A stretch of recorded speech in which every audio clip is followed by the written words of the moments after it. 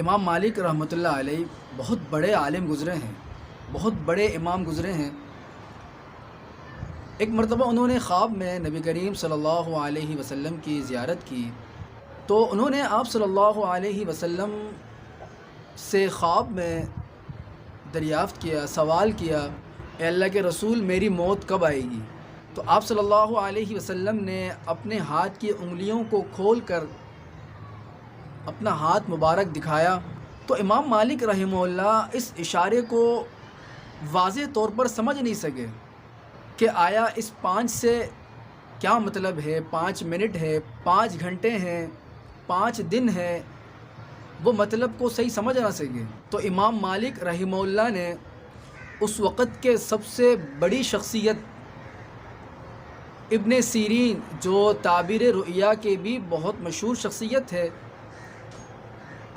ان کے پاس اپنا معتقد خاص بھیجا تاکہ ان سے اس خواب کے بارے میں پتہ کیا جا سکے۔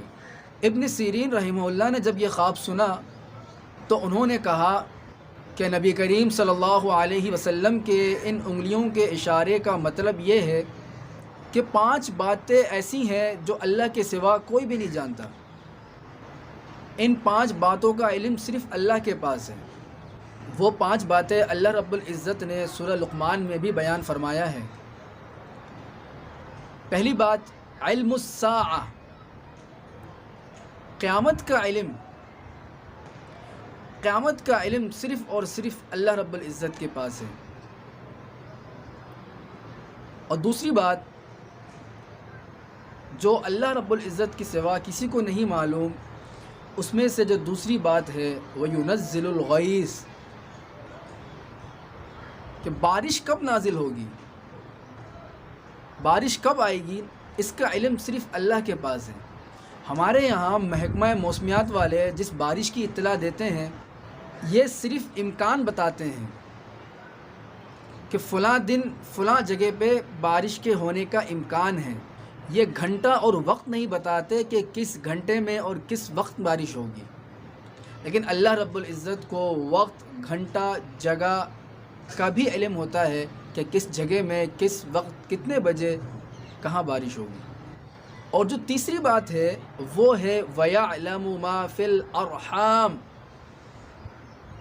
ماں کے رحم میں لڑکا ہے یا لڑکی، اس کا علم بھی اللہ رب العزت کو ہے۔ یاد رکھیے گا، ہمارے ہاں ڈاکٹر حضرات جو الٹرا ساؤنڈ کر کر بتاتے ہیں کہ یہ لڑکا ہے یا لڑکی ہے، وہ بھی تخلیق کے پورے ہونے کے بعد بتاتے ہیں۔ شروع میں اگر ان سے پوچھا جائے جب تخلیق پوری نہ ہوئی ہو کہ اب بتائیں کہ یہ لڑکا ہوگا یا لڑکی ہوگی آگے چل کر، وہ بتا نہیں سکتے۔ اور اللہ رب العزت کو اس وقت بھی علم ہے، اس وقت کا بھی علم ہے کہ اللہ کو معلوم ہے کہ آگے چل کر جب اس کی تخلیق پوری ہوگی آیا لڑکا ہوگا یا لڑکی ہوگی۔ اور جو چوتھی بات ہے، اللہ فرماتے ہیں وَمَا تَدْرِي نَفْسٌ مَاذَا تَكْسِبُ غَدًا، اللہ فرماتے ہیں کہ تمہیں نہیں پتا، تمہیں نہیں معلوم کہ کل تمہارے ساتھ کیا ہوگا یا کل تم کیا کرو گے۔ کئی مرتبہ ایسا ہوا ہے کہ آج کا دن بندے کا بالکل صحیح گزرا ہے، بندہ خود بھی صحیح سالم ہے، لیکن رات کو جب سوتا ہے تو صبح اٹھ نہیں پاتا، اس کی آنکھ نہیں کھلتی ہے، اس کا انتقال ہو جاتا ہے۔ تو اللہ فرماتے ہیں کہ کل کیا ہونے والا ہے تمہیں نہیں پتا۔ اس کا علم بھی صرف اور صرف اللہ کو ہے کہ ہمارے ساتھ کل کیا ہونے والا ہے۔ اور جو آخری بات ہے، آخری اور 5ویں بات، اللہ فرماتے ہیں وَمَا تَدْرِي نَفْسٌ بِأَيِّ أَرْضٍ تَمُوتُ، کسی نفس کو، کسی انسان کو نہیں پتا کہ اس کی موت کہاں واقع ہوگی۔ اس کا علم بھی صرف اور صرف اللہ کے پاس ہے کہ انسان کی موت کہاں واقع ہوگی۔ کئی مرتبہ ایسا ہوتا ہے، ہم دیکھتے ہیں کہ ایک شخص پاکستان میں موجود ہے، لیکن پھر اس کا ارادہ بنتا ہے وہ ملک پاکستان کو چھوڑ کر کسی اور ملک میں چلا جاتا ہے اور وہاں جا کر اس کا انتقال ہو جاتا ہے۔ تو اس بندے کی موت اللہ رب العزت نے ملک پاکستان میں نہیں، دوسرے ملک میں لکھ رکھی ہوتی ہے، اسی لیے وہ بندہ وہاں جاتا ہے، وہاں جانے کے لیے اہتمام کرتا ہے، تیاری کرتا ہے، خوشی خوشی وہاں جاتا ہے، لیکن اسے نہیں پتہ کہ وہ وہاں کیا کرنے کے لیے جا رہا ہے یا اس کے ساتھ کیا ہونے والا ہے۔